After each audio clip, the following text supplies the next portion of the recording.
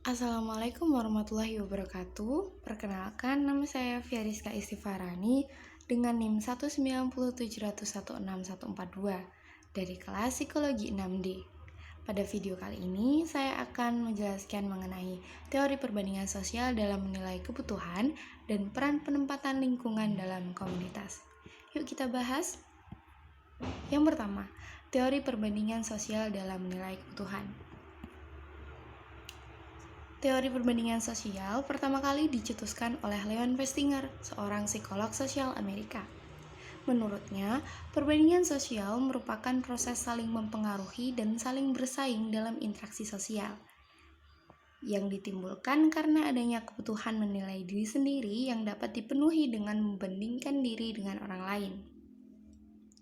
Teori perbandingan sosial ini sangat berkaitan dengan dorongan untuk mengevaluasi perilaku dalam kelompok.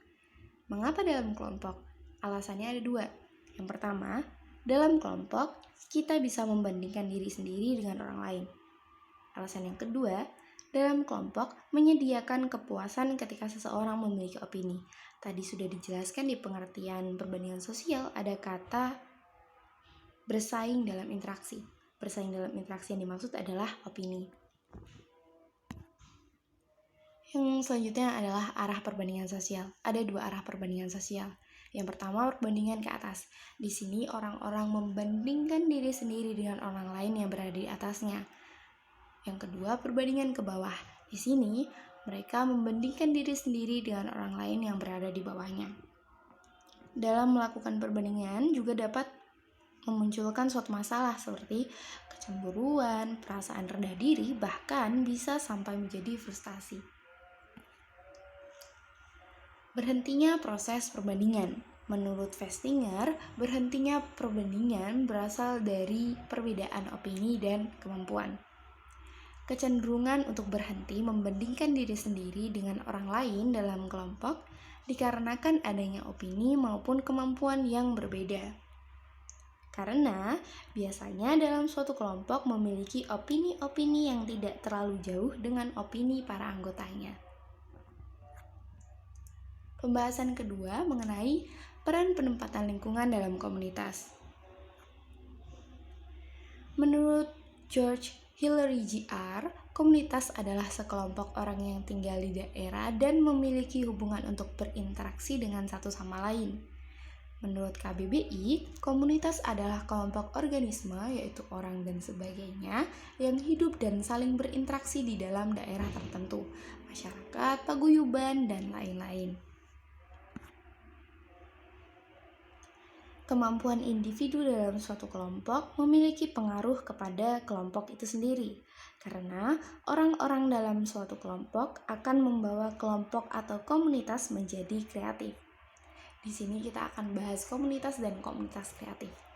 Apa persamaan komunitas dan komunitas kreatif? Persamaannya adalah sama-sama punya karya. Perbedaannya, kalau komunitas, mereka adalah sebuah perkumpulan yang aktivitasnya hanya menggeluti disiplin komunitasnya saja, hanya membahas soal internal komunitasnya saja. Sedangkan kalau komunitas kreatif, selain berkomunitas, mereka juga membangun konektivitas ke seluruh stakeholders atau semua pihak ke seluruh pihak, serta berjejaring, bersinergi, dan berkolaborasi atau gotong royong. Fungsi komunitas kreatif adalah mampu mencetak generasi emas. Bagaimana cara mencetak generasi emas? Yaitu dengan cara memberikan kesempatan untuk mencoba lingkungan lain yang berbeda dari lingkungan sebelumnya. Lalu siapa saja anggota dalam komunitas kreatif? Yang dapat dikatakan menjadi anggota dalam komunitas kreatif adalah yang pertama, orang yang memiliki fleksibilitas dalam pekerjaan. Kedua, memiliki keinginan untuk belajar hal-hal baru. Ketiga, rekreasi dan gaya hidup mereka bersifat outdoor. Yang keempat, senang dengan tantangan baru. Dan yang kelima, menghabiskan waktu dan uangnya untuk pendidikan. Lalu apa contoh peran penempatan lingkungan dalam komunitas? Contohnya, yaitu memberikan kesempatan anak muda untuk melakukan tur belajar atau magang di pedesaan.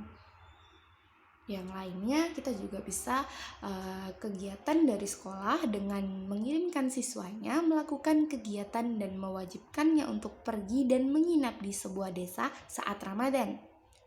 Untuk membantu warga mengisi kegiatan saat Ramadan dengan menyesuaikan kebutuhan masyarakat yang bersangkutan di desa tersebut.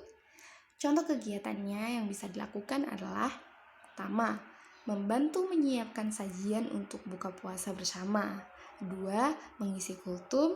Dan yang ketiga, menjadi guru mengaji di TPQ untuk anak-anak.